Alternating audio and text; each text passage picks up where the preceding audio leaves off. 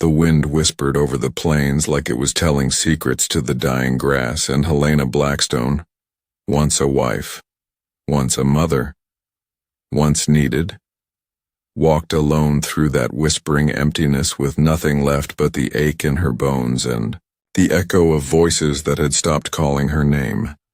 She had outlived her children, all taken by sickness, cold, and fate, and she had buried her husband after an outlaw's bullet tore through his chest on a day when the sky had been just as wide and indifferent. And though the settlers had let her ride with them out of pity or practicality, their kindness had an expiration date, now reached. And when they circled that fire, whispering like cowards too afraid to say it to her face, she already knew what was coming. Knew it in the way Pike avoided her eyes, and how even kind-hearted Thomas hesitated when he spoke her name. So she stood before them one last time, her voice clear but quiet, and said, "I understand, because what else was there to say when your presence had become a burden, not a belonging, and by dawn they were gone, leaving behind only dust, and a canteen of water like that somehow made the abandonment more noble." And Helena stood for a long time after their wagons disappeared, staring into the place where their shapes had blurred into the horizon, her body aching, her mouth dry, her shadow the only thing that didn't turn away.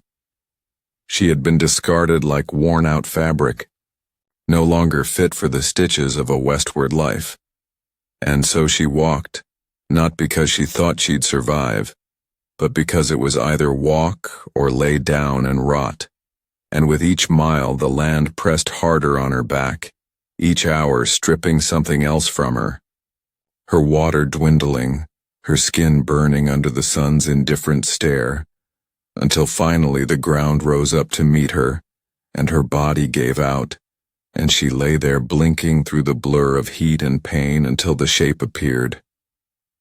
A rider, silent as shadow, his horse cutting through the grass with the fluid grace of one born to this land, and she could not move, not out of fear, but because her limbs had nothing left to give, and when he came closer she saw the long dark hair, the rough leather, the expression that told her nothing and everything all at once, and though her first thought was Comanche, her next thought was mercy.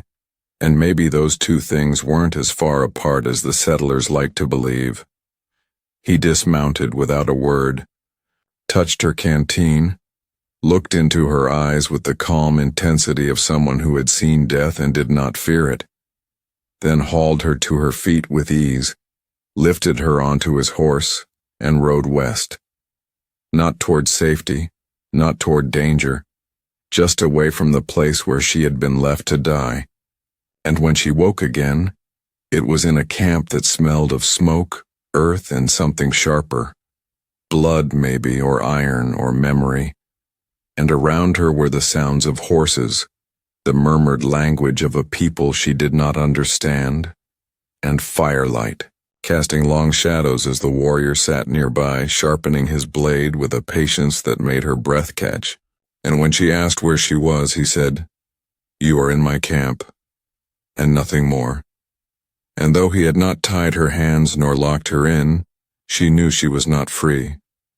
His name was Talon, a name as sharp as the weapon he held, and when she asked why he had saved her, he simply said, "Would you rather be dead?" And that question stayed with her longer than anything else because she realized she didn't know the answer anymore, and over the days that followed, she saw that this world, his world, was one of quiet codes and unspoken laws, where work was value and silence often meant more than words.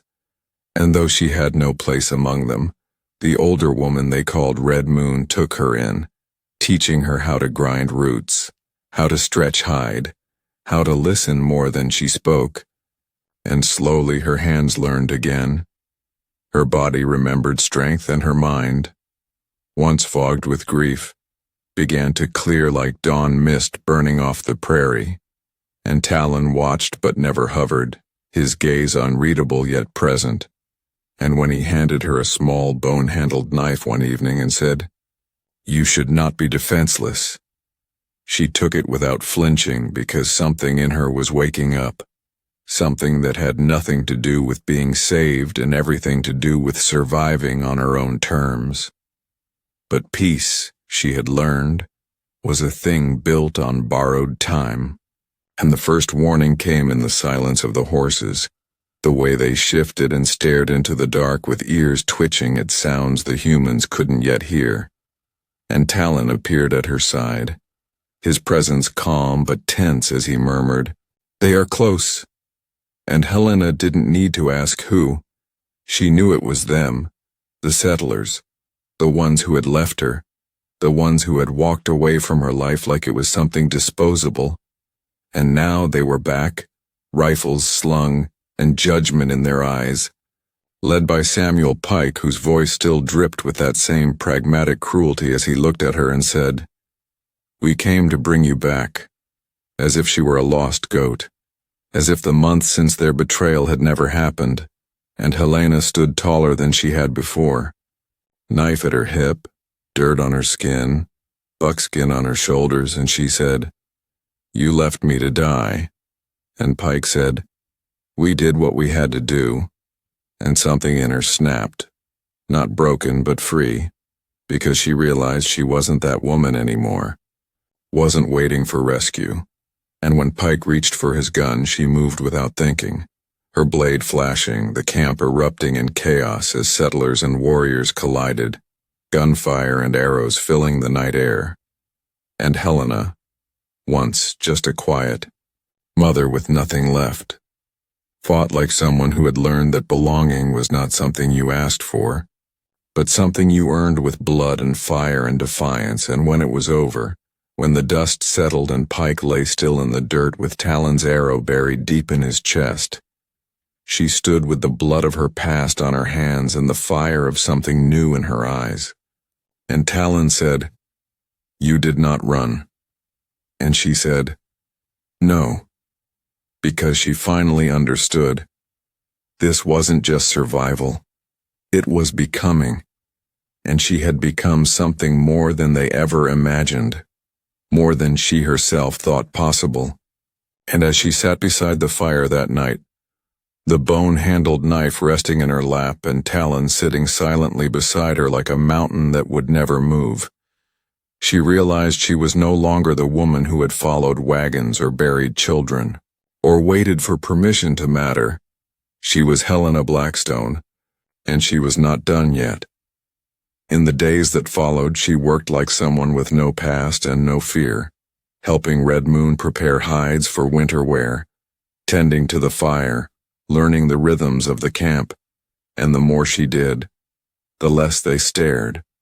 And eventually the children stopped running from her shadow and began handing her sticks, laughing when she stacked them wrong.